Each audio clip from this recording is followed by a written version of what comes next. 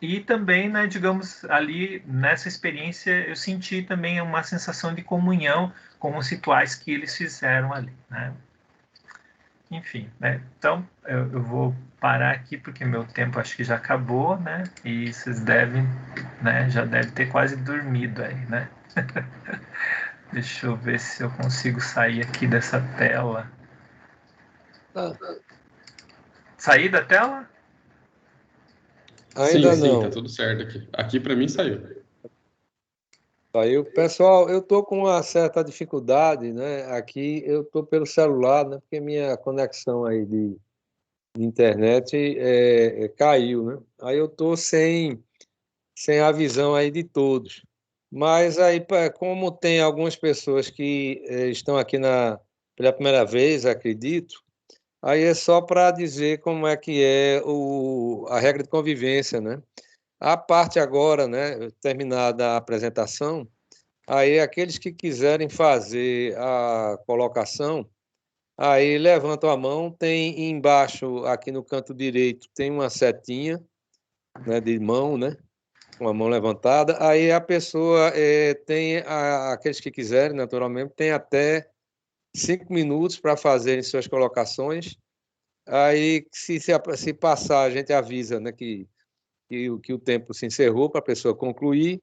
E aí, em seguida, vem a réplica do expositor. E assim vai até uma primeira rodada, né? Até que todos que queiram se manifestem. E aqueles que, porventura, né, numa primeira rodada não conseguiram fazer suas colocações, numa segunda rodada, aí terão essa oportunidade até o final do mês. Como eu estou sem a visão aqui do pessoal, eu queria pedir a Fábio, enquanto eu resolvo esse problema na conexão com o computador, e eu acho que eu vou ter que reiniciar aqui, aí eu pediria para Fábio fazer essa colocação e colocar em gravação também, porque com minha perda aqui da internet, a gravação também foi desligada. Aí eu peço para Fábio fazer essa colocação, porque ele está com a visão aí de quem está levantando a mão e eu não estou. Ok, Jalmir, eu posso conduzir aqui. Então, eu vou abrir para considerações e, por enquanto, a chamada está gravando. Se a chamada parar de gravar, eu coloco de novo em gravação. Eu vi ali já que o Camilo levantou a mão e vocês podem tanto levantar pelo vídeo quanto levantar pelo botãozinho, o recurso do próprio Skype. Eu vou deixar o Camilo falar, então, se depois alguém quiser colocar alguma coisa, o Walter eu vi que já levantou também, a gente vai fazendo a nossa fila.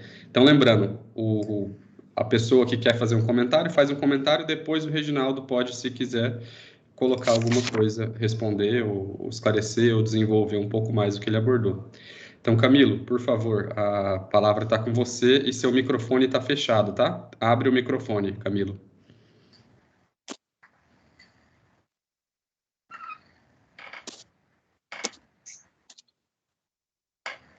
Abriu? Sim, abriu. Pode falar. Tá ouvindo? Sim. Tá ouvindo, né? Bom, eu quero parabenizar aqui nosso amigo Reginaldo por tudo que ele acabou de apresentar. E eu entendi as coisas de uma maneira bem clara. Eu fiz estudos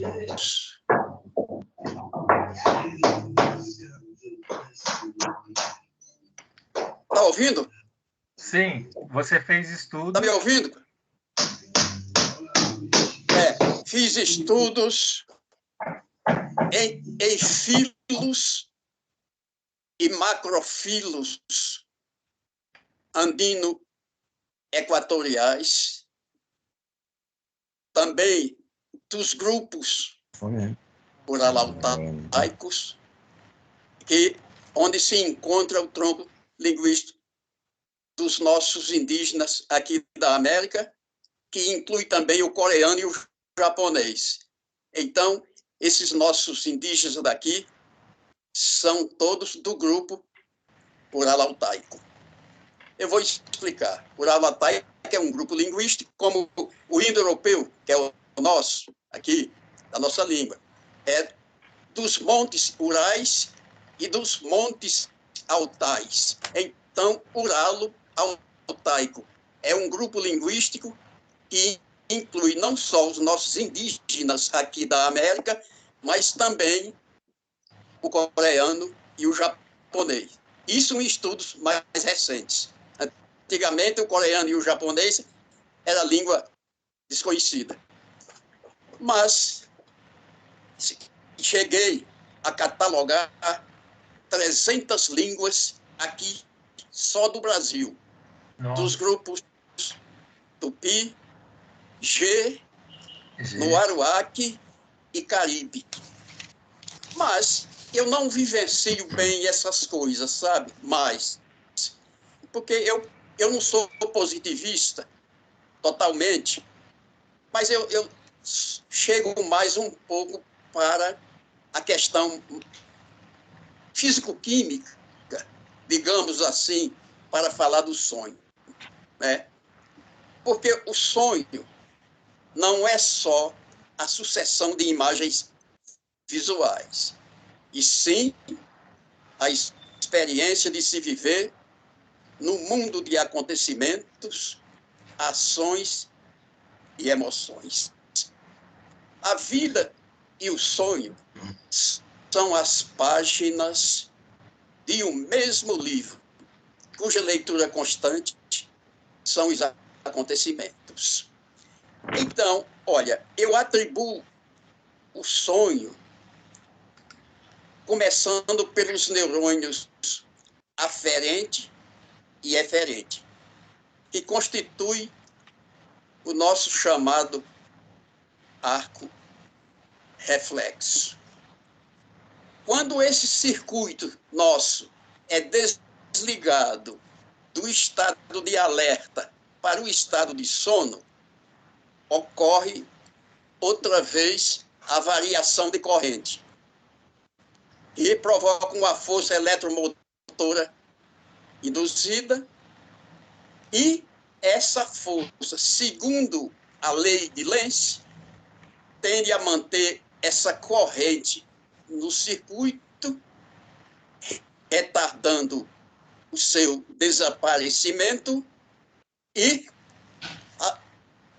esse fenômeno acontecerá por lampejos entre os contatos que foram afastados. E é uma corrente extra de ruptura, e a variação dessa corrente é exponencial. A corrente, quando varia para um certo ponto, você é como se tivesse acordado, em contato com o mundo. Se essa corrente cai, você volta ao sono de novo. Porque a lei de Lenz, ela é tal que, pelos seus efeitos, tende a se opor à causa que ele produziu. Então, quando você sai do estado de alerta para o estado de sono, vai haver uma oposição àquilo. Então, de acordo com a lei de Lenz, e essa corrente extra de ruptura, na sua condição exponencial, a gente é como se tivesse acordado em contato com o mundo.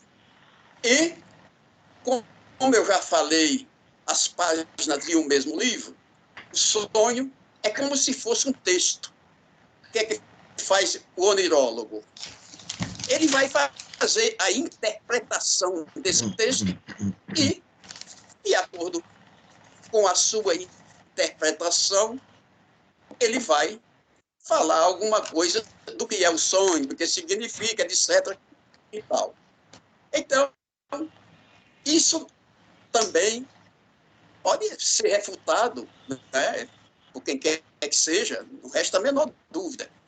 Mas, para mim, é isso. Eu vivencio as coisas mais atuais, não coisas de longe, que as pessoas, de uma questão mística, falava disso, falava daquilo, mas eu não sou uma pessoa mística, estou mais para a questão físico-química. Por exemplo, uma questão físico-química. Digamos, o gelo, a água e o vapor. Quimicamente, são a mesma coisa, mas fisicamente são distintas. Ô, Reginaldo, gostei muito do que você falou, entendi muito bem, parabéns para você e muito obrigado. Muito obrigado também pelo conhecimento também, porque realmente tem essa abordagem também físico-química também dos sonhos, que a gente não pode ignorar, né? Tem um livro muito bacana, né, do Siddhartha Ribeiro, né, sobre o oráculo da noite, né? Ele fala que o sonho, né, é um produtor probabilístico de realidade, né? Então, eu acho muito interessante essa abordagem também, né? Mas, embora, né, eu considere bastante essa parte físico-químico, essa abordagem social e antropológica, espiritual do sonho, né, me chamou muita atenção ao ponto, né, de eu ter depois feito a pós-graduação ali em antropologia, né, eu fui fazer a graduação em antropologia para estudar mais ainda essa abordagem antropológica dos sonhos, né? Mas muito obrigado pelas suas indicações mesmo e orientações, né? Obrigado você. Reginaldo. Obrigado, Camilo. O Walter está com a mão levantada, então eu passo a palavra para o Walter fazer as colocações dele. Seu microfone está fechado, Walter. Ok, agora em seguida é o Walter. Só abrir o microfone, Walter, por favor. Ok? Bem, eu vi atentamente a exposição. Não, na verdade, tudo que já falou daria para fazer várias abordagens. Mas, como o tempo realmente é curto, eu vou me deter somente na rua. Primeiro, a questão do sono foi justamente o tema principal, né, da palestra de Reginaldo. Na verdade, não podemos reduzir o sonho a uma experiência fisiológica. Né? O sonho é muito mais do que isso. E, na verdade, Freud fez uma abordagem que hoje foi ampliada. Né? O sonho não é apenas a expressão das nossas experiências do estado de vida. Não é isso só. Então, o sonho é muito mais do que isso. Jung mesmo foi um que concepcionou o inconsciente coletivo, de que o nosso sonho é uma interação também, não só com a nossa própria inconsciente, mas também com um inconsciente total que o ocultismo já deu registros acásticos, né? Ou seja, informações que existem no nível psíquico, né? Onde as pessoas, em algumas ocasiões especiais, podem interagir com esse universo. Também é interessante que não só a razão, mas também a imaginação e, finalmente, o sonho podem ser fontes do conhecimento. É claro que a razão se propõe a investigar aquilo que observa. Não há uma atividade racional sem algo que é observado. A outra fonte é a imaginação. A imaginação pode, naturalmente, não só criar fantasias, mas também antecipar fatos. Então, a ciência, ela se baseia também na imaginação, não só na pesquisa, na atividade racional, mas também na investigação do imaginário de cada cientista. Imaginação esta que, às vezes, nem evidências existem. Como, por exemplo, o universo paralelo. Qual é a evidência do universo paralelo? Nenhuma. E, no entanto, é uma hipótese aceitável. Né? Outra coisa interessante também é que o sonho também pode trazer informação. Não sei se você lembra do caso de Kekulé. Sim. Kekulé dormiu e sonhou com a imagem, não é, daquela serpente que come a própria cauda e descobriu a forma do benzeno. E no setor artístico, Tartini sonhou com o diabo tocando violino e ele compôs a música A Trilha do Diabo. Veja que o sonho também é criativo. Não só pode ser uma antecipação da realidade, como nós temos no caso dos sonhos pré-cognitivos.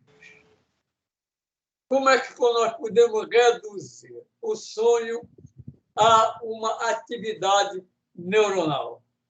Não é possível. Como é que nós explicaríamos os sonhos telepáticos, os sonhos pré-cognitivos, somente baseado na atividade neurônica? Não há nenhuma possibilidade disso. Então, o que nós vemos é o seguinte: o sonho é uma forma de você interagir com outro universo, que não é só a realidade física. É como o universo psíquico. A mente interage com o cérebro, mas não é um epifenômeno do cérebro, o que é diferente. Agora, eu queria fazer uma correção do que foi dito a respeito do sonho da mitologia grega, que o sonho o deus é Morfeu, e o sono é Hipnos. Hipnos é o sono e Morfeu é o sonho. Daí a palavra hipnose, que a hipnose nunca foi sono. Né? A hipnose é um estado alterado de consciência, é uma autossugestão ou uma sugestão. Você pode se auto-hipnotizar e pode ser hipnotizado. Né? Então, hipnose é que é o sono. E Morfeu é que é o sonho. Outra coisa interessante seria o quê?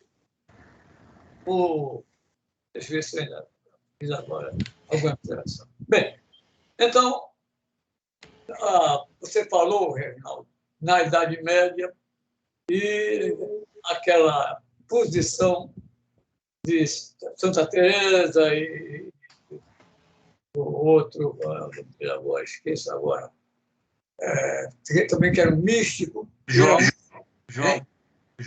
Também. Então, eu acrescento o seguinte: qual é a intervenção demoníaca? Eram os íncubos e os súcubos. Isso, exatamente. Os íncubos e os súcubos. Agora eu pergunto, qual de nós não teve uma influência de um desses demoninhos? Com certeza. Quando éramos jovens, na verdade, aqueles nossos sonhos voluptuosos, nós estávamos sob influência demoníaca. Se estávamos, era extremamente agradável, né? Eu nunca mais sofri essa influência demoníaca. Não sei se você ainda sofre hoje. Bom, essas são as minhas considerações para não tomar o tempo dos outros. Obrigado, seu Walter, né? Sempre uma sabedoria ouvi-lo, né? E realmente aquilo que o senhor falou é verdadeiro mesmo, né? Sobre a questão da mitologia, né? Ali, né? De Hipnos é o sono, né? E realmente, né? Tipo, tem essa e tem toda uma mitologia muito bela ali, né? Na Grécia Antiga sobre ele, né? Eu daria toda uma palestra inteira, né? Sobre isso, né? Também, né? E também, né, isso que o senhor falou também, né, o sonho é como se fosse realmente um instrumento, né, para várias realidades, né? Então, acho que isso sintetiza bastante aquilo que eu tentei passar. É um instrumento, né? Como se fosse aquilo que eu coloquei lá, aquele instrumento que você desce as profundezas do mar, né? Através de um instrumento, né? E você viaja para vários, né? Enfim, né? Muito obrigado, seu Walter. Que formalidade, né? É Walter mesmo. O próximo. Beleza, obrigado, gente. Agora o Guaraci está com a palavra. Guaraci. Posso falar? Por Posso favor. falar? Sim. Estão ouvindo bem? Sim. Sim. Olha, veja bem. Desde de pequeno, que eu sonhava voando. Era impressionante. Ficava voando assim, depois fazia força para baixar. E sonhava com uma caneta de 4 cores, como essa daqui. Depois de muitos anos ela apareceu. Olha só. Ora. E sonhei também. Eu estava numa casa muito antiga, várias pessoas me julgando, e teve uma enfermeira que deu uma picada aqui no meu braço, e eu me acordei com a dor no braço da picada. Também eu namorei com uma moça, era espírita, nunca tinha ido para o centro espírita, e fazendo aquela oração constava, eu senti um corpo tocando no meu ombro, eu olhei e não tinha nada. Depois disso, quando eu estava doente, ia ser operado no meu testículo, com o Dr. Lyle, na MD Anderson, em Houston, e é um cheiro brusco. E quando a maca me transportou, o anestesista disse que eu só estava falando ali para agradá-lo, isso não é a minha forma de falar, porque poucos brasileiros eu compreendo como o senhor. E quando eu estava sendo anestesiado, eu vi Dr. Lyle sentado assim no chão, em posição de yoga, né? Que eu achei estranho, homem daquele cavalo brusco na posição de yoga. Eu vi isso. Bem, depois disso, surgiram em mim, em sonhos, coisa que eu não estudei piano, não estudei música, embora lá em casa fosse um ambiente muito musical, para primo legítimo em Capiba, as festas iam para lá, para casa, tudo mais. Mas eu nunca estudei música nem nada, porque é um piano que minhas irmãs eram prioritárias, eu não podia pegar nesse piano. Bem, então eu sonhava música completas, letras e melodias, ao ponto de me acordar e gravar, era gravador antigo, mas foram mais de 100 músicas. Muitas eu perdi, que eu vinha do caminho, ficava gravando, às vezes aparecia no consultório tratando o cliente, aí eu me perdia. Então, essas músicas eu procurei Capiba, ele me apresentou o maestro Duda, José Sursino, acertei o preço, ele fez as partituras todinha. Naquela época, registrado no cartório de documento, registrado também na Polícia Federal e no ECAD. Eu tenho todas essas músicas que vieram espontaneamente em sonho, é impressionante como vieram em sonho. E apareceu outra coisa importante. Voltei da América do Norte, botei um sobrinho dando 50%, tinha meus filhos na minha família, são 10 dentistas, não tinha ninguém formado, tinha um sobrinho, paguei ele 50% para não perder minha clientela. E me apertei muito, porque a viagem de avião, sempre levava uma filha, um filho, para coisa mais. Foram 4 vezes de 4 meses por um mês de descanso. Câncer da cabeça aos pés, de acidente de futebol, perdi o testículo esquerdo, né? Perdi o jato do esperma, perdi a potência, depois voltou. Foram coisas muito graves. Separação conjugal, com isso de tudo que era ruim. De 80 a 86. Né? E pedi a Deus tanto para me ajudar. Fui dormir, apareceu um ser que só via a sombra dos ombros, com a placa bem grande, desse tamanho, a milhar. Foi tão assintoso que veio me acordar, me assombrar. Eu anotei a milhar. Joguei minha empregada, que não é mais minha empregada, é da minha família, tem quase 40 anos comigo. Joga aí na milhar, primeiro prêmio, seca, milhar seca. No outro dia, o senhor tirou, doutor. Conversa fiada, mano. Tirou.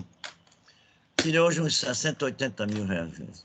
Nossa. O dinheiro foi suficiente para pagar tudo que eu devia. É impressionante esse tipo de sonho. Né?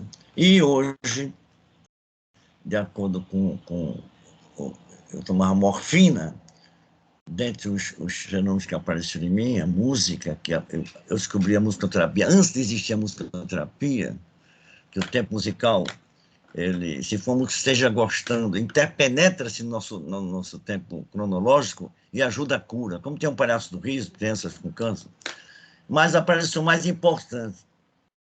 Né?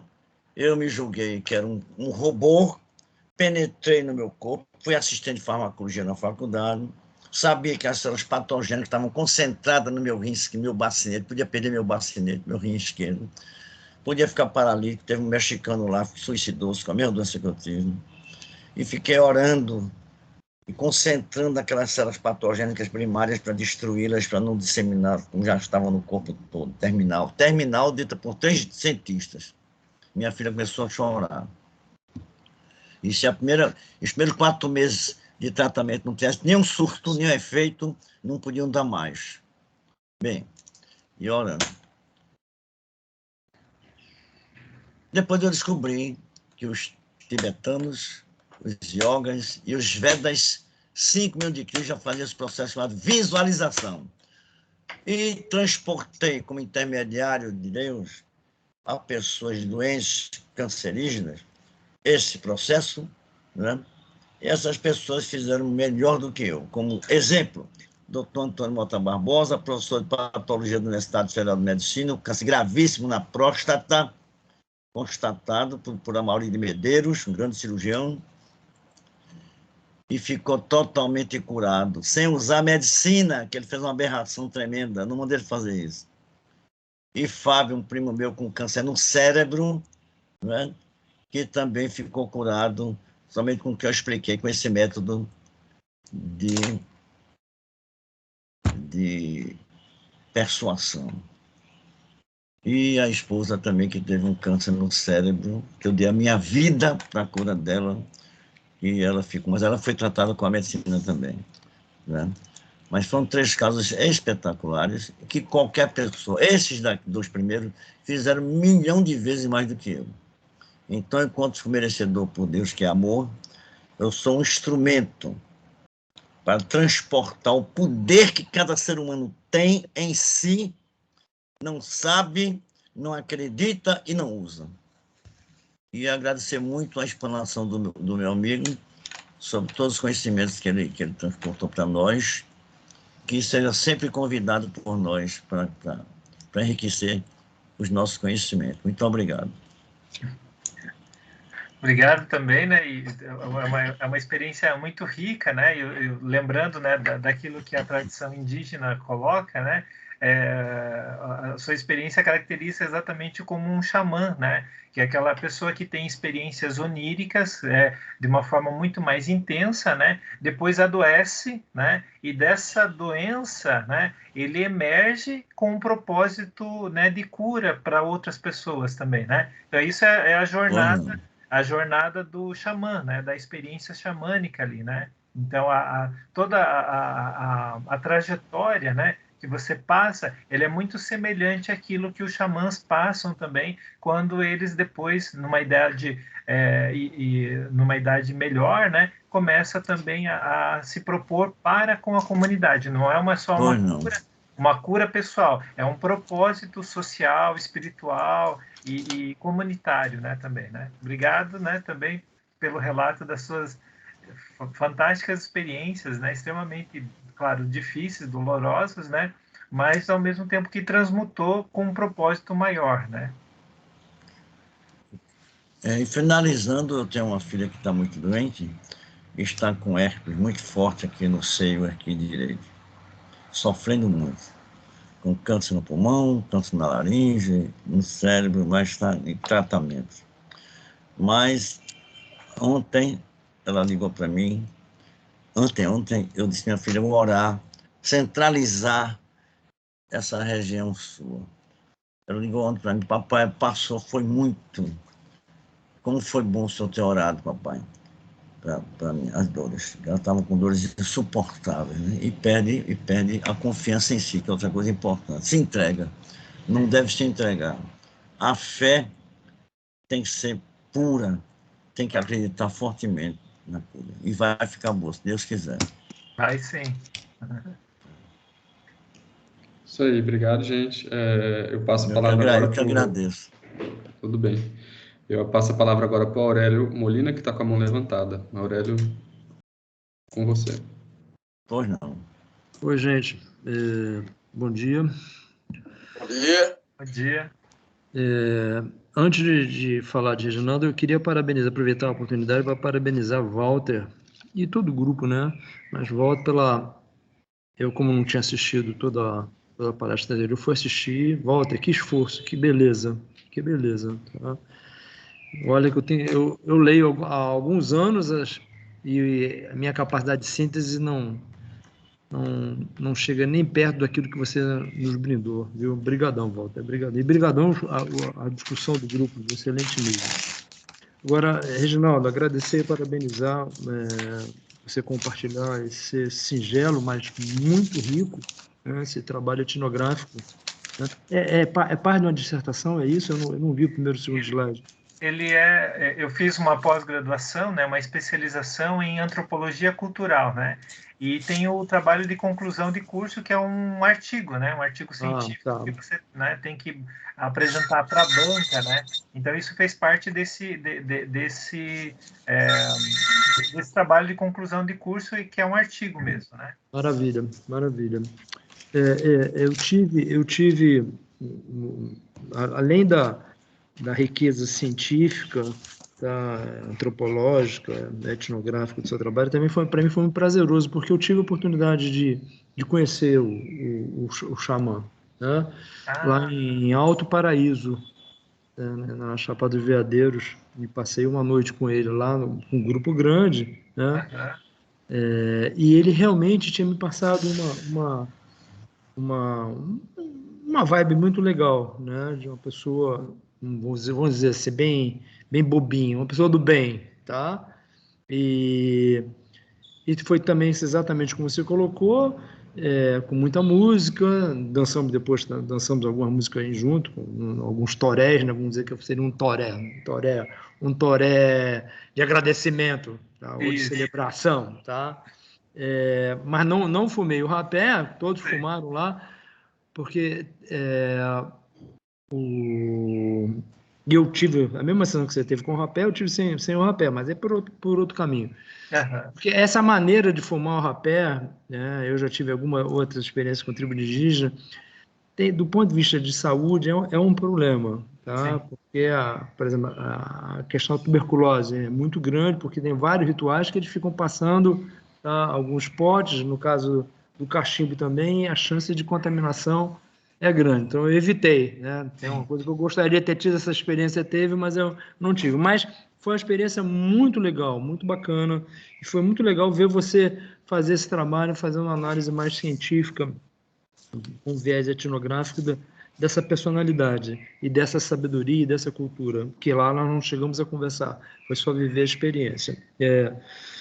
E em relação à questão do sonho, eu também queria te parabenizar essa visão sua, que você coloca como um instrumento, né? Um instrumento, e aí puxando para o que o Walter colocou, né?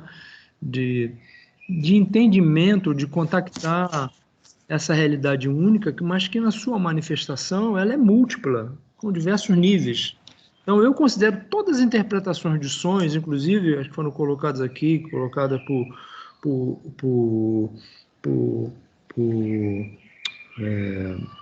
a pouco me lembra aqui o nome. Eu estou esquecendo o seu nome. Quem foi que colocou que era um produto químico aqui? Meu querido amigo. Camilo. Tá, essa interpretação de Camilo, de um processo químico, está certa também. Então, acho que Freud está certo, todos estão certos. Tá? Obrigado. Inclusive porque a imaginação, como dizia Einstein, é muito mais importante do que o conhecimento. Então, essas tentativas de interpretar o que o xamã chama de natureza e que nós chamamos, eu chamo do grande campo quântico, tá? É que quando se manifesta nessa multiplicidade dentro do universo, pelo menos nesse nosso universo, né? Desde as personas, né? Aos animais, às galáxias, né? Ele se manifesta de todas as formas. Então, você tentar interpretar... Entrelaçamento quântico. E um entrelaçamento quântico, você tentar interpretar tudo isso, tá? Não é uma tarefa trivial, né? Sim, é verdade. Mas acho que todas as tentantes são válidas. Mas eu gostei muito dessa colocação como instrumento. Eu acho que ela é muito adequada. São tentativas, um instrumento das diferentes tentativas de tentar interpretar.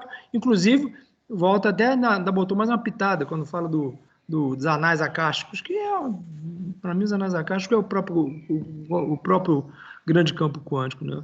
Mas foi muito legal você ter trazido, muito bacana. E parabenizar também a Jalmir. E me lembrei agora de...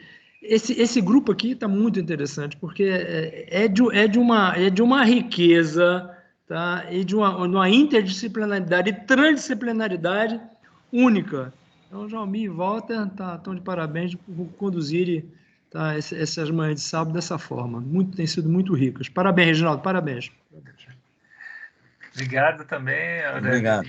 Muito bacana você também ter vivenciado algo semelhante. Você vê, né, eles estão permeando, né, várias regiões mesmo do Brasil, e as pessoas também estão indo em direção a eles também, né? Embora seja extremamente difícil acesso lá, né? Mas, né, as pessoas também vão também em direção. Essa troca entre culturas, né? Isso é muito rico, né? O que não pode acontecer é imposição de cultura, né? Ou imposição, digamos, como que é, de abordagens, né? Mas essa riqueza que o IPPP traz, exatamente essa troca, né? De diferentes perspectivas que só tem a somar, só tem a enriquecer a nossa cultura pessoal, social, né? E também, por que não, espiritual também, né? Então, muito obrigado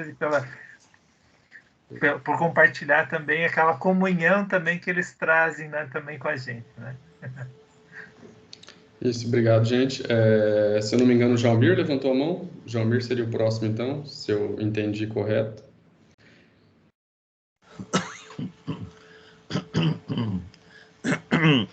Jalmir está por aí? Se não, eu vou passar a palavra para o Alexandre, que eu vi que levantou a mão agora. Estou aqui. Jalmir? Voltei aqui. Então tá bom, Jalmir. É contigo, estamos ouvindo. Isso, pessoal, eu estou com uma dificuldade, né? Estou pelo celular, né? Porque de alguma forma eu não consigo me conectar minha rede aqui, não tá boa. Mas aí eu queria fazer uns comentários aqui do Reginaldo, porque ele fez uma abordagem muito interessante, né? Que a gente, né, que está imerso na cultura ocidental não percebe, não consegue perceber, é quando ele faz a abordagem do pajé na predominância do sentir, né? Porque a gente, na abordagem ocidental, a predominância é no racional, né? De uma certa forma, ele é forçado. E em determinadas cerimônias, com o uso aí de substâncias indutoras, que foi o daime, e também o rapé, né? E isso realmente dá uma transformação. Aí o que eu queria os comentários de Reginaldo é porque na experiência que eu cheguei a ter em Curitiba, né, que quando foi proporcionado aos participantes a participação numa cerimônia de Sandaime, que foi feita exclusiva para o Congresso, e essa cerimônia durou em torno de umas 6 horas, fizeram uma cerimônia mais reduzida que é no dia todo, e eu ficava exatamente assim, perplexo, né? Porque eu tive a oportunidade de participar, quer dizer, de acompanhar 2 cerimônias. Uma eu participei efetivamente, foi na segunda vez, e na primeira vez eu só pude acompanhar pelo lado de fora, porque na época eu estava com H. pylori e não podia tomar o Sandaime, né? porque não iria dar certo. Depois, já 2 anos depois, já tinha me curado do H. pylori e participei. E realmente foi uma experiência muito rica do Santo Daime. Agora, eu me perguntava exatamente a dificuldade de adaptação cultural, né? Porque eu via as pessoas que participaram na primeira vez e na segunda vez do Santo Daime, muito jovem, a maior parte das vezes, dos 30 anos. Acho que tinha um ou outro que pudesse ter mais de 40. E era uma experiência onde a pessoa ficava, digamos assim, inteiramente imersa no sentir. E eu ficava me perguntando como é que essas pessoas iriam voltar no dia seguinte para as suas ocupações, no emprego, na escola, na universidade, onde fosse. Porque é uma adaptação, eu pelo menos eu percebi isso, muito grande. Inclusive, quando eu saí da cerimônia, eu disse para você, ó, isso era um sábado e domingo de madrugada, né? E eu tinha uma apresentação no Congresso, eu ia apresentar meu trabalho, era no domingo à tarde. Aí eu disse, Reginaldo, eu estou me sentindo estranho e sem aquela capacidade de concentração habitual, né? Aí você, para me tranquilizar, disse, não, é assim mesmo, você vai passar uns 2 dias. E realmente foram uns 2 dias, né? E a minha preocupação era de eu não ter concentração para fazer a apresentação aqui daqui a mais algumas horas, né? Aí realmente, como já estava tudo pronto, e era um tema já, né, conhecido, né, para mim, deu para fazer a apresentação sem maiores assim, transtornos, mas eu não estava na minha CNTP, né? Estava aí talvez 70%, 60%. Então, aí eu queria seus comentários, Reginaldo, exatamente nessa dificuldade de adaptação cultural.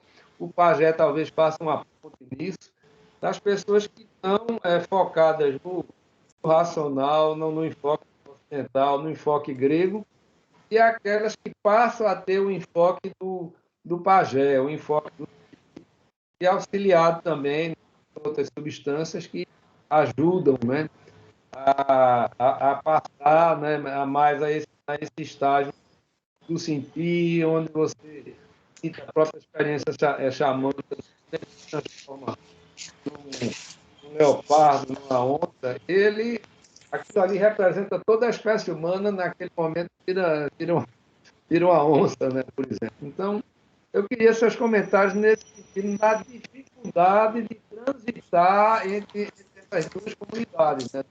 O racional e a imersão no mundo, né, que a gente vive, que é um mundo ocidentalizado, né, com outros enfoques, com outros valores.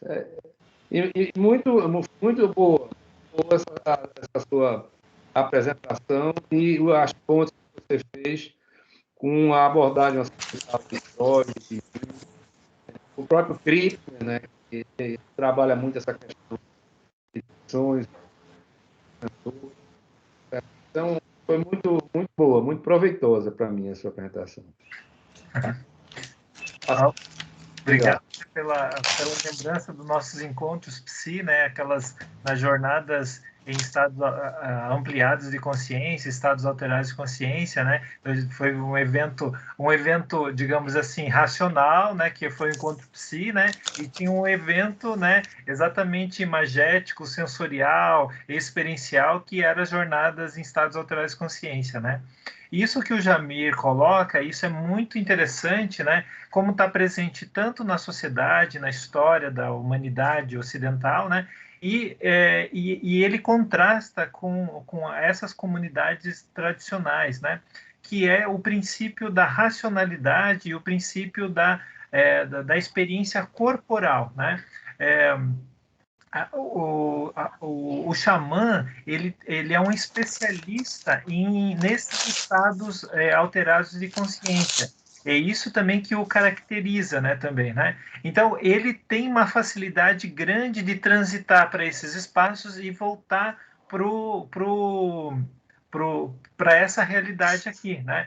Agora, a gente não foi tão acostumado a fazer isso. A gente está muito acostumado a transitar pela racionalidade humana, né? Então, entendendo que as duas partes constituem as experiências humanas, mas politicamente, né, a racionalidade ela está muito mais presente na escola, e é desvalorizado um pouco o corpo, desvalorizado esses estados, né, por causa da ideia da civilização também, né? Então, é muito difícil a gente transitar para esses estados quanto o xamã, né? Já o xamã também seria muito difícil para ele ficar só na racionalidade. Para ele é extremamente difícil, oneroso entrar dentro só dessa questão, né? Então, quando a gente vai para uma tradição, né, a gente não vai só com uma experiência, né, digamos assim, comum, né? A gente também vai adotar práticas que eles estão com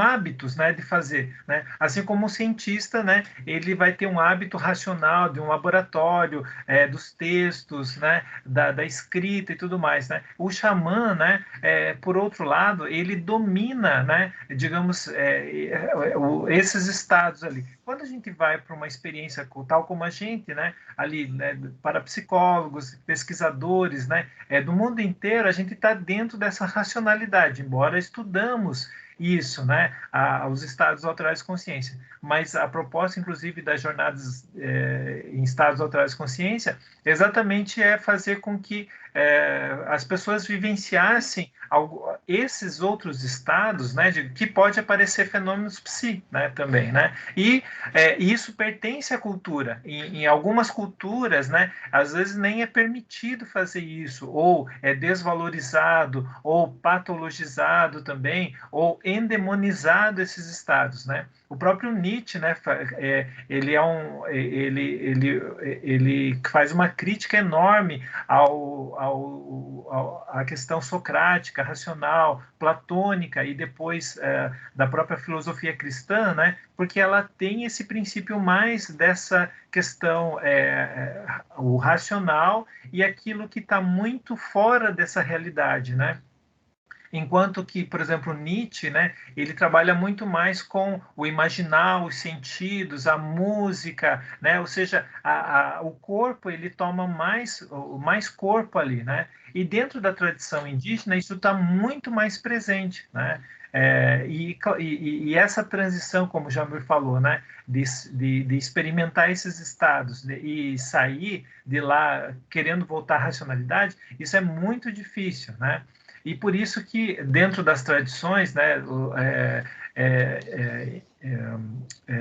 da comunidade, né, existe a dança, existe os cantos, né? Quando a pessoa, depois de usar essa substância, canta, dança, mexe o corpo e tudo mais, de alguma forma a racionalidade ela vai voltando de forma homeopática, né? Enfim, né? Mas essas práticas fazem com que a pessoa saia daquele mundo mais interno e volte para o mundo mais dessa realidade aqui também, né? Enfim, mas não é nada fácil, né? O que o Jalmir experienciou lá, várias pessoas experienciam, né? Fica um estado de topor ali, né? Então essa transição depois volta, né? Para a racionalidade porque é o nosso lugar mais comum, na nossa prática mais comum, né? Enfim. Mas esses estados autorais de consciência foi por muito tempo banido, né? E só valorizado a racionalidade humana, né? Nos colégios, na ciência, enfim, né? Toda a ideia da civilização ela está no princípio de valorizar a racionalidade, né? Também, né? Eu não sei se eu consegui responder direito, né? Aquilo que você colocou, né? Mas, tipo assim, dentro da experiência que eu tive ali com o Twin também, né? Teve um momento em que simplesmente que eu estava querendo vivenciar mais de forma racional, entrevista, tudo aquilo que eu aprendi na antropologia. Quando eu vivenciei ali o rapé, ali, ele deu um como que chega para lá na racionalidade e eu fiquei só no sentir, né? depois foi voltando ali, né? Tem uma transição ali, né? E para ele estava tudo normal ali, né? Então, para ele domina as medicinas, ele domina esses estados alterados de consciência, né?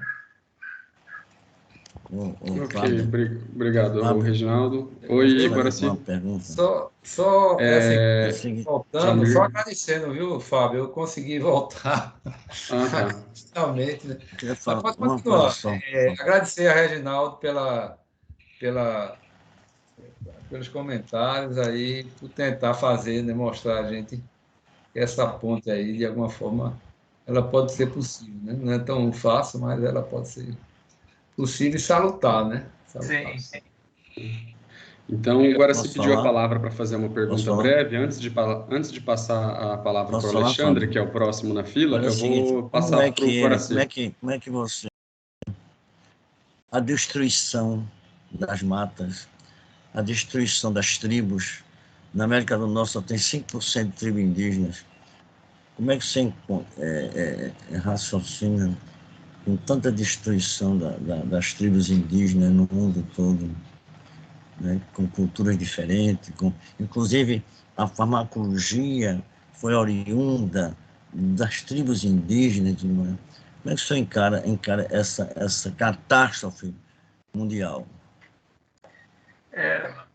A gente ainda tem essa ideia, né? Veja que desde pequeno a gente tem essa ideia da floresta, dos povos, assim, né? Como se fosse sempre o inimigo, né? A floresta, né? Tem a coisa má, tem o lobo mau, né? Nas histórias infantis, né? Tem muito isso, né? Se a gente for ver até a própria história da nossa do Brasil, né, da colonização e tudo mais, né, quantas etnias, né, foram dizimadas, né, a população, boa parte da população indígena que existe aqui foi dizimada mesmo, né? Então essa alteridade, entendendo o outro como inimigo que tem que ser destruído, ele ainda continua, só que de forma não tão bárbara, mas com a racionalidade burocrática e política instrumentalizada para esse fim, né? Então, ainda continua essa ideia, digamos assim, de que o diferente tem que ser eliminado, né? Então, eu considero extremamente grave, né, isso que está acontecendo com os povos da Amazônia, né, e com a ideia da natureza, né. Então, novamente, a ideia a racionalidade querendo tirar aquilo que é o natural, né? Quer dizer, é como se fosse um embate constante, né? Digamos assim, que aquilo que é o corpo, a natureza e a razão ali, né? Um querendo sempre dominar o outro, né? Enfim. Tem um livro muito interessante, né? Que vale a pena comprar, né? E ler, né? Que é o do Davi Copenaua, que é A Queda do Céu, né? Esse livro é excelente, vai falar bastante sobre essa questão da destruição, né? E que o céu está cheio já de muitas espécies mortas, né? Enfim, né? E o céu não pode suportar tudo isso, né? É muito interessante e a luta constante, né, da sobrevivência desses povos ali, né? Então, vale a pena uma indicação boa. E também os livros do... Muito obrigado. Do Eduardo Viveiros de Castro, né? Que ele fala, né, sobre essa alteridade, o que é a pessoa, né? E também que tem um livro também chamado Metafísica Canibal, né? É um livro muito interessante, né? Que fala bastante sobre essa ontologia sobre o que é a realidade indígena, a concepção de realidade, né, e de mundo e de pessoas do ponto de vista indígena, né? É fantástico, né, esses textos, né? Muito obrigado. Ok, obrigado, gente. Alexandre, por favor, sua vez. Bom, inicialmente eu quero, mais uma vez, repetir o que já foi dito aqui, parabenizar o Reginaldo por essa brilhante palestra. Eu tenho duas perguntas. Uma delas tangencia, de alguma forma, essa preocupação que foi lançada agora pelo Guaraci. Mas a primeira respeita à arte. Existem alguns conceitos de arte que atribui à arte todas as formas usadas pelo homem para descrever o universo e seus sentimentos. De alguma forma, ao sonhar, o homem descreve um tipo de universo, né? Seja aquele que ele quer, seja aquele que teve a impressão, enfim, eu não sei exatamente qual a razão. Já foram diversas abordagens foram feitas. Então, eu queria saber a sua opinião, se o sonho pode ser interpretado como uma forma de arte. E é complicado porque o homem não controla os seus sonhos, ele não repete os seus sonhos de acordo com ele pode fazer com outras linguagens artísticas, quando ele escreve, quando ele pinta, enfim. Mas o sonho poderia ser interpretado como um tipo de arte, um tipo especialíssimo de arte. Então, essa é uma pergunta que eu queria saber a sua opinião. E a outra, de respeito à questão da destruição da natureza. Nós estamos vivendo uma fase muito complicada no Brasil, especialmente nesses tempos, em que os nossos recursos naturais estão sendo tratados com muito desrespeito. E isso acontece com algum tipo de conivência e, eventualmente, mesmo com estímulo de algumas autoridades. E eu não queria saber a nossa opinião em relação a isso, né? Porque a gente já sabe nós já sabemos a nossa opinião em relação a isso. Eu queria saber se, nas suas conversas com essas lideranças nativas, essas lideranças indígenas, se em algum momento essas lideranças já manifestaram algum tipo de sentimento em relação a isso. O que é que um índio sente quando uma onça é abatida? O que é que o índio sente quando uma floresta é abatida? O que é que ele sente quando uma água é poluída? Enfim, se eles já, de alguma forma, já manifestaram o sentimento deles em relação a isso. Obrigado. Agradeço muito, né, a sua pergunta, né, muito boa, né, que faz com que a gente repense, né. Uma das coisas que me impressionou também quando eu estava trabalhando com a questão dos sonhos, né, que um dos orientadores, né, falou para mim que os sonhos têm a ver com a imagem, né, e que também tem a ver com a questão da arte, né, também, né. E, por exemplo, na arte indígena, ela é extremamente permeada com sonhos, né? E com a mitologia indígena. Quando o xamã, os índios, né, têm experiências oníricas, né, eles, por exemplo, eles trazem, por exemplo, imagens da grande cobra, né, ou da anaconda, né, ou enfim, dessa grande serpente, né? E isso depois eles pintam na arte dele, através dos sonhos, né, na pele dele. Né? A pele dele é permeada, às vezes, com aquele desenho que pertence à cobra, por exemplo. Né? Então, a arte está extremamente ligada com a experiência onírica e está relacionada com a concepção mítica, né, a mitologia que permeia a realidade deles também, né? Então, quando eles também fazem a arte, por exemplo, com um cocar, ou então quando eles colocam alguma peça que representa, digamos assim, um animal, alguma coisa assim, eles também estão mostrando que aquilo que está lá está aqui também, e que aquilo que eles modificam através da arte que eles modificam através da arte no corpo, reflete também na percepção que eles têm sobre o mundo. Né? Então, existe um livro como que Aristóteles Barcelo, né? Que ele fala exatamente sobre essa relação da arte e dos sonhos. Né? Eu poderia, né, arriscar, né, que também o sonho também seria uma forma de arte, né? Ou a arte na concepção indígena, né? Ela está totalmente envolvida com os sonhos, né? Então é uma relação muito forte arte e sonho, né? Ela é a mesma forma uma arte e ao mesmo tempo é sonho, né? Mas que se traduz na mitologia e nas práticas culturais dele. Porque, por exemplo, quando eles fazem o cesto, que tem uma utilidade, a arte está ali, o sonho está ali, né? E a mitologia está ali. Né? Quando eles pintam o corpo, todas essas coisas estão entrelaçadas, elas não estão separadas. Né?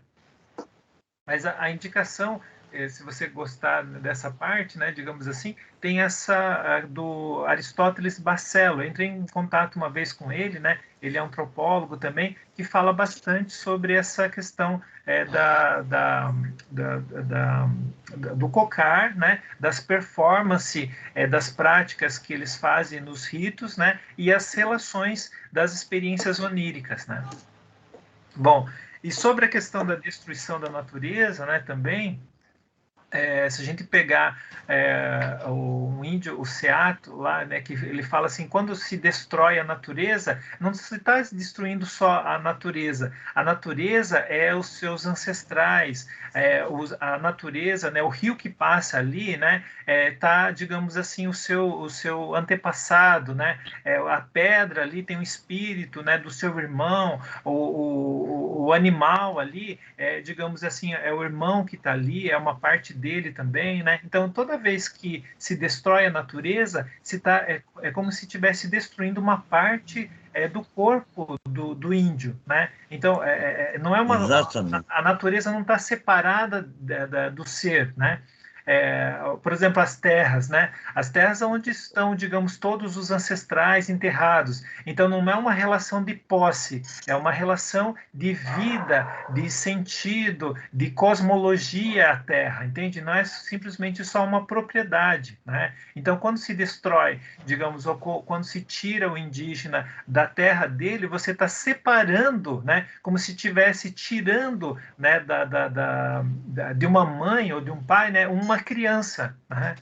Você está separando Exatamente. dois seres, né? Como se estivesse rasgando ali relações de trabalho, relação de afetividade, relação familiar, relação cosmológica, né? Então, é uma outra visão sobre a natureza, né? Quer dizer, porque é a própria natureza, né? Muito obrigado. Muito bom, legal, gente.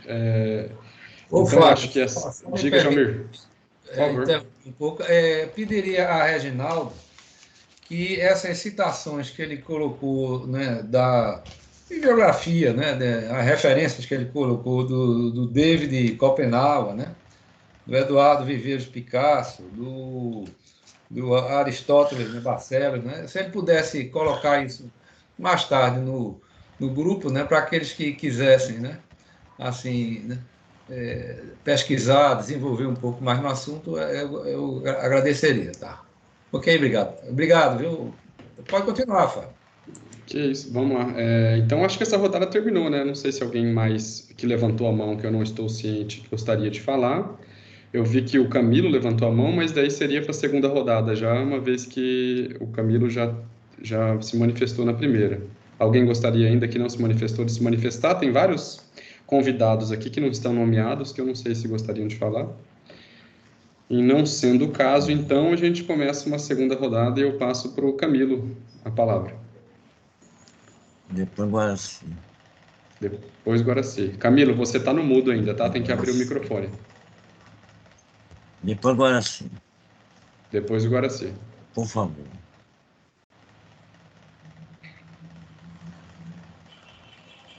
Ainda está no mudo, tá? Agora, Camilo, seu microfone está no mudo.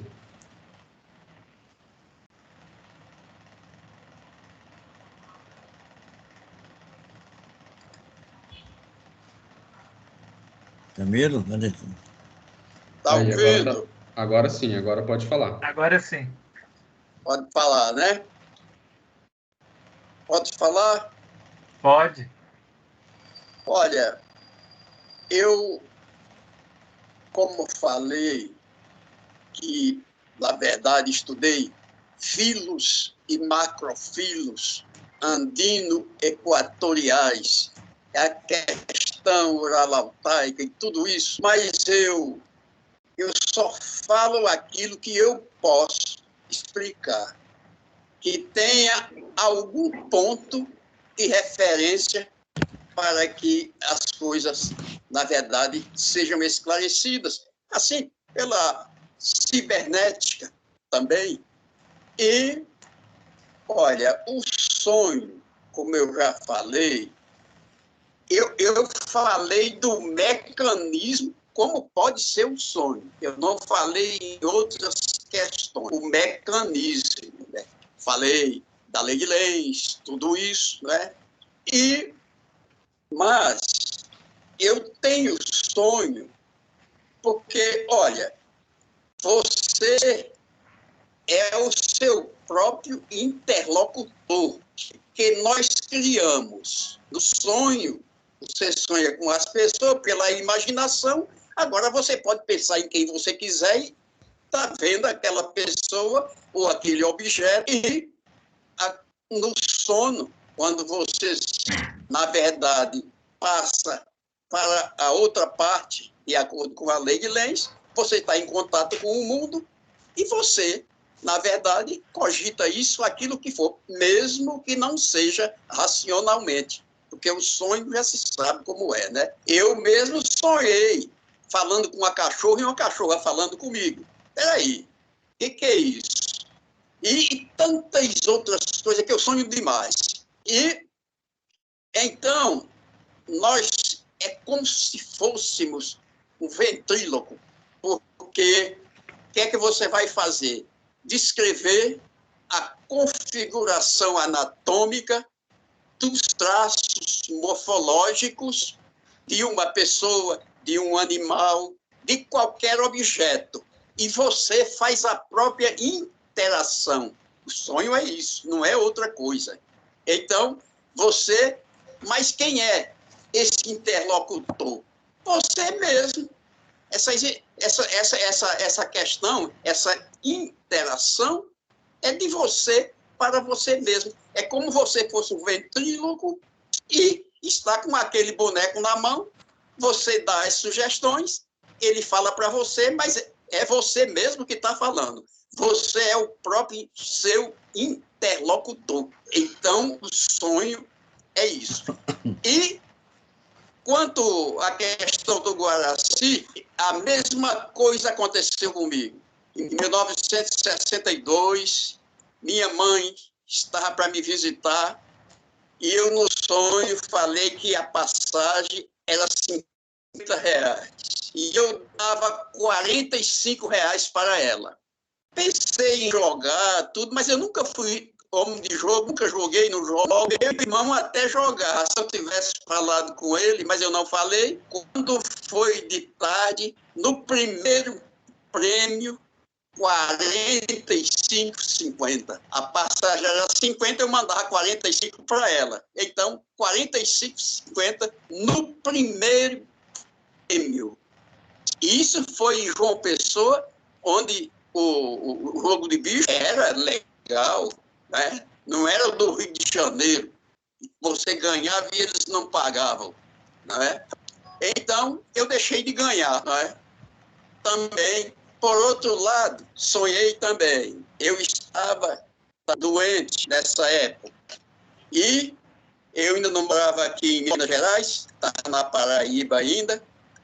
Sonhei eu com um carro. Eu estava doente, eu ia para o Rio de Janeiro fazer um tratamento na casa dos meus pais. E sonhei eu com um carro preto no cemitério Senhor da Boa Sentença, lá em João Pessoa, por cima das catacumbas, né? Com aquele carro. Cheguei na administração do cemitério, o funcionário me deu um livro, me deu a caneta, disse, escreva seu nome aqui. Eu peguei a primeira página, escrevi o meu nome, ele disse, nessa outra também eu escrevi, ele disse, nessa outra também eu escrevi. Quando eu acabei de escrever, que ele fechou o livro, disse, olha, não vai ser preciso, tem uma pessoa para o seu lugar. Né? Até hoje eu ainda penso nesses sonhos.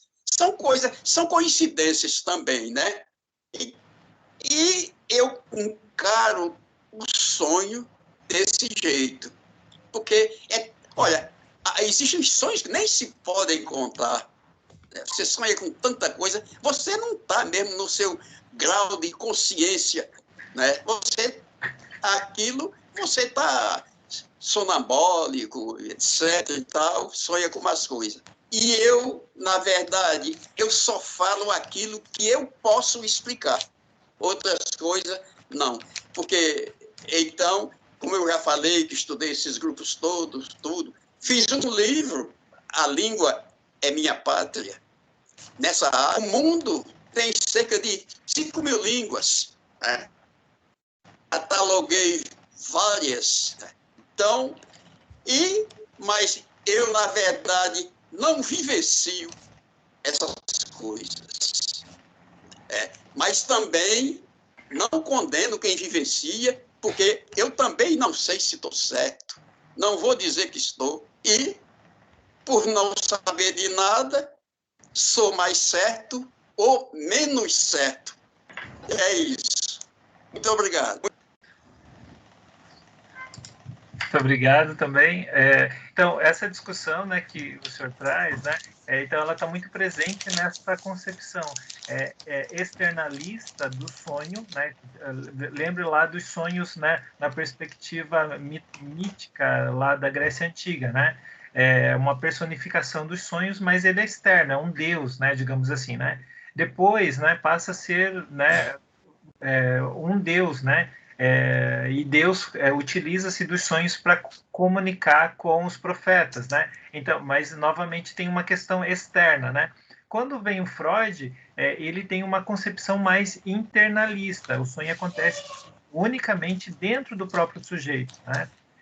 E aí as posições, por exemplo, dos sonhos da parapsicologia, os sonhos, por exemplo, pré-cognitivos, ou experiências também, por exemplo, fora do corpo, mostra que essa relação entre o externo e o interno, né, elas têm algum ponto ainda que é um X da questão da área da parapsicologia, dialogando com todas as outras, né? E dentro dos sonhos na abordagem da antropologia, né, todo o processo, mesmo que aconteça de forma interna, né, toda a questão tipo dos sonhos, ela também tem uma questão social e antropológica, né? Por exemplo, que todo o sonho ele também é permeado por uma linguagem, e a linguagem também é aprendida socialmente. Todo o sistema de conceitos, de elementos, né, eles são aprendidos culturalmente. Então, toda a língua, né, e o sonho ele passa por um processo de linguagem, de estruturação linguística, né, e o sistema de interpretação ele é baseado na sociedade, né? Então o indivíduo ele sonha, né? Mas toda a base estrutural, digamos assim, da interpretação, ela é uma base social também, né? Então é esse comentário que eu gostaria de somar com o senhor aí também, né? Muito obrigado. Isso aí. Guaraci, sua vez. Uhum. Não, veja bem,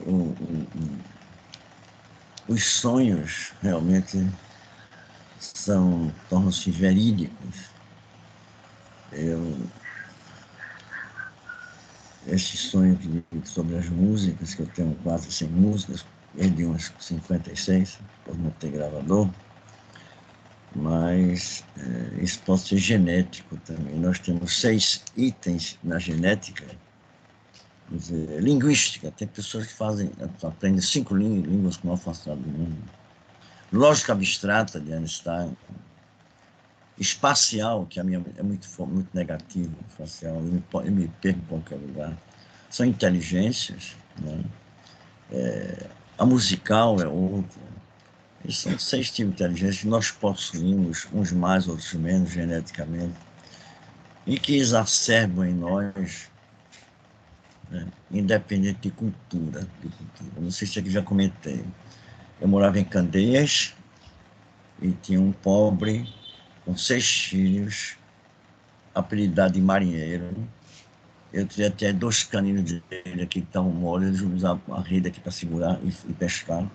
Invadiam o terreno, expulsaram, invadiram o terreno, expulsaram.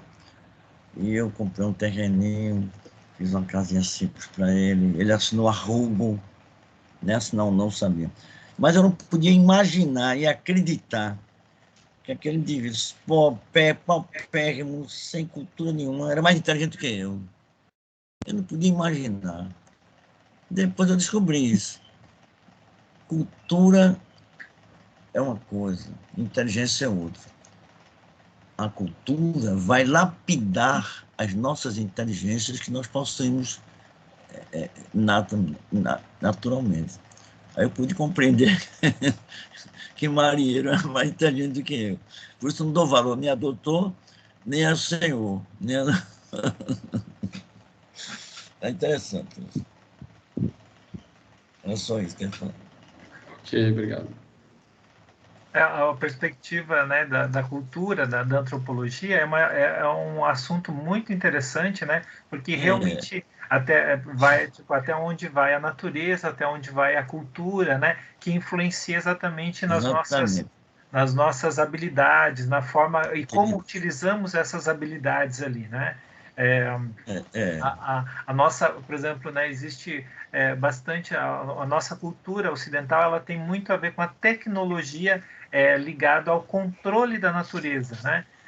Tem algumas comunidades indígenas, né, que não é tipo a tecnologia é uma técnica que visa a trabalhar, tipo, a melhorar a condição do corpo, né, para se harmonizar mais com a natureza, né? Veja que é uma abordagem diferente, né, sobre a questão da tecnologia, né, e da inteligência e da cultura. Então, o modo de fazer, de significar, né, tipo aquilo que o ser humano tem, né, ele muda de cultura para cultura, de perspectivas, né, conforme a cultura vai nos dando também, né?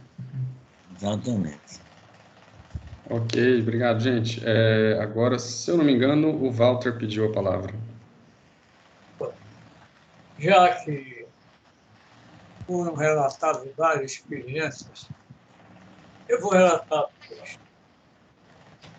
Eu não queria falar não, mas já todo mundo falou a sua experiência, eu vou relatar. Uma, um sonho pré-cognitivo a curto prazo. E outra, a longo prazo. A curto prazo. Eu era jovem, estudava no ginásio americano, e tinha uma namorada que estudava na escola normal. Então, todo domingo eu ia ao cinema com ela, porque meu irmão me dava uma mesada todo mês.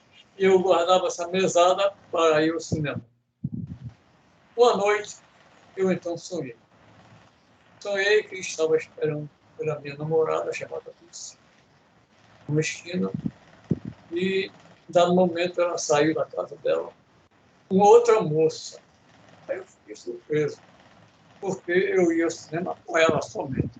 Então, ela chegou até mim e disse: Walter, olha, hoje nós vamos ao cinema, eu estou levando a minha prima. Deu o nome dela.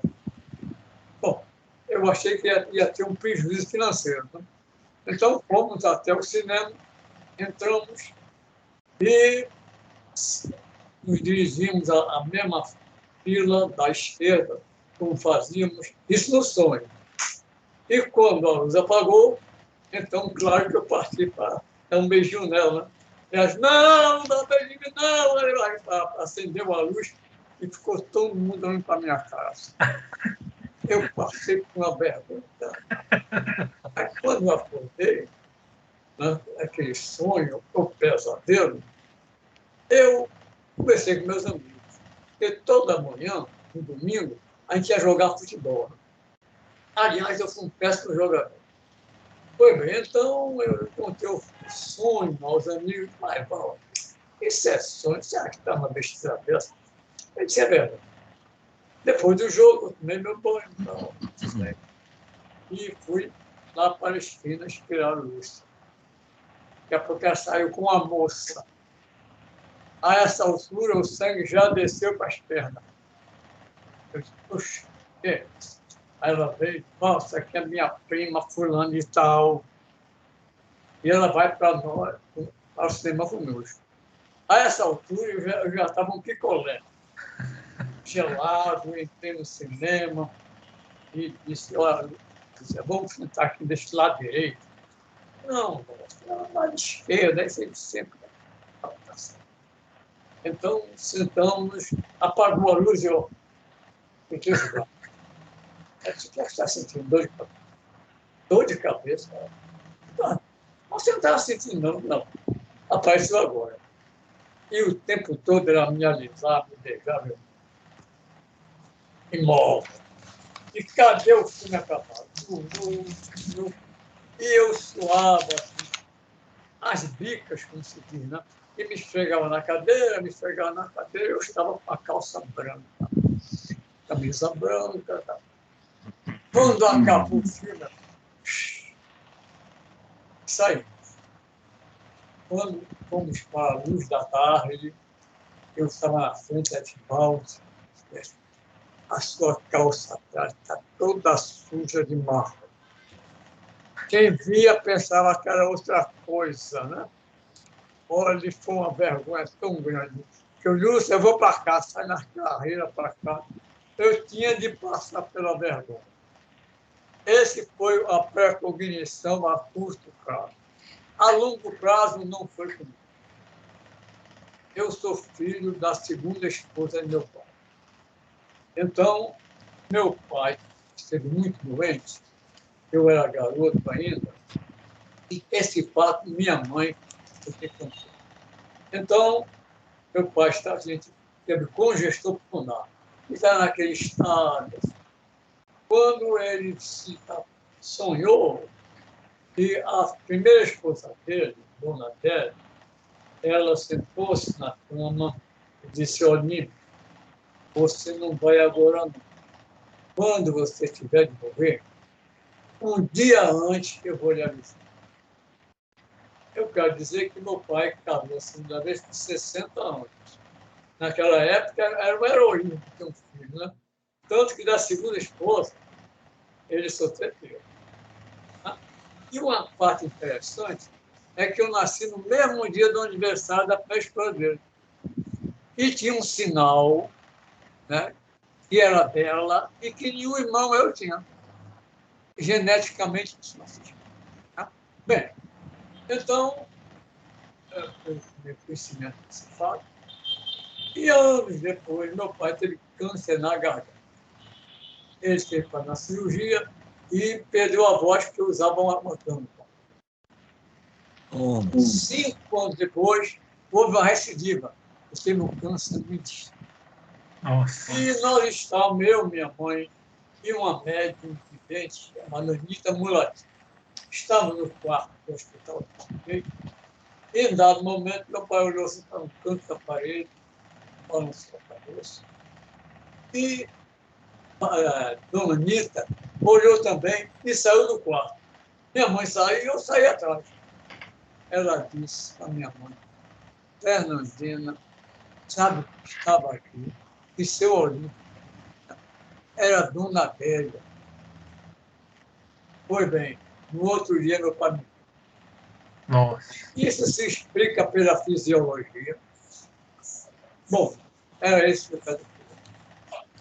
Doutor Dick, hein? O Walter, né? Incrível, né? Essas duas experiências, né, de pré-cognição. Enquanto ele vai relatando também, não tem como a gente não lembrar das descrições da Luisa Heine, né, dos sonhos pré-cognitivos de forma realista, né? Muito interessante mesmo, né? E eu lembro do Hislop, né?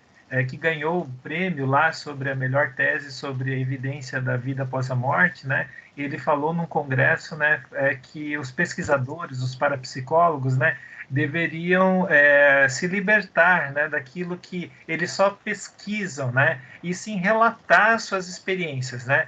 E me parece que, né, o grupo, né, do IPPT aqui, esses seminários, né, a gente tem muito mais liberdade. Os pesquisadores também falam das suas experiências, né? Falam com muito mais naturalidade, né? Pesquisador e experienciador também, né? Com muita tranquilidade, né? Então, eu acho esse ambiente cultural, científico, espiritual que tem aqui no IPPT, assim, seja sempre presente aqui. Seja sempre presente aqui, viu? É uma riqueza muito... Obrigado também, né? É uma riqueza muito grande mesmo, né? Eu só não estou, às vezes, eu adoro esse ambiente, né? Eu só não estou mais tanto assim presente porque o mestrado, né? Estou agora no último semestre, né? Então eu estou assim, quem passou por isso é um pouco sabe, assim, né? Então assim, daí o tempo que eu tenho, que é no sábado e domingo, eu fico dando um gás assim na dissertação. Mas obrigado aí também, né? Isso aí, obrigado, gente, foi muito bom. Reginaldo, parabéns pela palestra, foi muito boa. É bom saber essa abordagem antropológica, é mais uma para contribuir com essa perspectiva multidisciplinar, né, do IPPP. E acho que todo mundo mostrou que foi proveitoso para todo mundo gostou. O Alexandre está querendo dar uma palavra, então eu vou abrir para ele e depois a gente pode finalizar. Bom, obrigado pela tolerância, Fábio. É somente uma observaçãozinha em relação a algo que o Walter colocou na primeira rodada. Na primeira rodada de perguntas, o Walter, en passant, ele conversou sobre os íncubos e os súcubos. E a gente, cada um tem as suas experiências, tal, né, ninguém vai falar disso aqui. Mas um lembrete, uma coisa assim que eu acho interessante, é que talvez a forma mais conhecida desse fenômeno ter sido aproveitado no mundo da arte foi o filme Dona Flor e seus dois maridos, que pega a história escrito pelo Jorge Amado, né? Que foi aquilo, realmente foi uma muito famosa, e que aquilo passa e a gente nem lembra, nem associa uma coisa com a outra. Desculpem essa interrupção, mas eu queria somente colocar isso. Muito obrigado, até logo, tchau, tchau. Não, fantástico essa lembrança desse filme, maravilhoso mesmo, é muito bacana, com a pegada brasileira, né? Sem tanto algumas limitações, né? E sempre mostrando, né, a parte do desejo, né? A parte das relações afetivas acontecendo, permeando o cotidiano, né, do Brasil, né? Muito boa lembrança. Obrigado também. Muito bom. Essa perspectiva plural, eu acho que ao mesmo tempo é o que mais enriquece e também é o que exige se mostra que o grupo é muito maduro, né? Porque hoje em dia há muita disputa sobre quais as narrativas que devem prevalecer e há muita guerra nesse sentido, né? E hoje a gente vê que muitos grupos eles tentam se afirmar à exclusão de outras narrativas, né? E quando a gente traz visões diferentes, cosmologias diferentes, isso exige uma maturidade da pessoa, exige uma maturidade de você conseguir aceitar que existe outras interpretações sobre o sonho, sobre a possibilidade de eles terem significados que às vezes podem te causar assombro, espanto, pode te tremer as suas bases da realidade, né? Então, eu acho isso muito importante, eu acho que é um dos pilares centrais aqui do grupo, é muito importante isso, e por isso é muito bom sempre, e eu acho que essa reunião de hoje está por vias de acabar, né? Já são 12:00 aí no horário da maioria, e então só agradecer a oportunidade e esperar vocês no próximo sábado. Acredito que o Jaumir tem algo a dizer sobre o próximo final de semana. Eu queria, antes de mais nada, saúde e paz para todos. Viu, Fábio, agradecer a você por mais uma vez, né, nos ajudar em momentos aí difíceis. Agora foi com a internet, muito bem, muito obrigado aí por tudo. E realmente o bom do nosso grupo é que as visões são complementares, né? Então, o enriquecimento, né? A gente vem dos palestrantes, mas também a parte de debate, né, as experiências e os conhecimentos complementares de todos, né, nos fazem mais ricos, né, cada vez que saímos desses encontros. Eu queria anunciar que o próximo sábado vamos ter o professor Tinoco, né, Carlos Alberto Tinoco, um grande pesquisador da parapsicologia, né, engenheiro civil também, mestre e doutor em educação, né. Ele vai falar sobre poltergeist. Então, o poltergeist ele tem uma experiência riquíssima, Tinoco.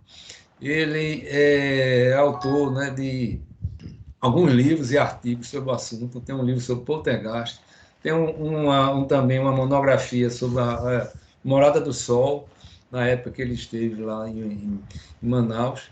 E eu creio que ele também ele vai nos abordar sobre esse assunto, né? Também sobre Morada do Sol. Então, ele tem uma experiência teórica e prática também muito grande, porque é um fenômeno perturbador, né? O fenômeno de poltergeist, quando ele acontece, ele perturba, né, tanto as pessoas que vivenciam aquilo, no núcleo familiar que vivencia, como todo o seu entorno. Então, isso é uma coisa intrigante, do ponto de vista parapsicológico, energético. Os fatos estão aí, vamos aí ver as interpretações dos modelos passíveis de entender esses fatos. Então, vai ser no próximo sábado, no horário de sempre, às 9h30. E agradecer a todos. Hoje foi muito, muito empolgante, passamos em muito do horário, né? Exatamente pela riqueza, né? Da exposição e dos debates. Então, muito obrigado a todos, pessoal. Obrigado a todos. Paz e saúde para todos. Até o próximo sábado. Até o próximo sábado. Obrigado a todos. Parabéns, Reginaldo. Obrigado. Obrigado.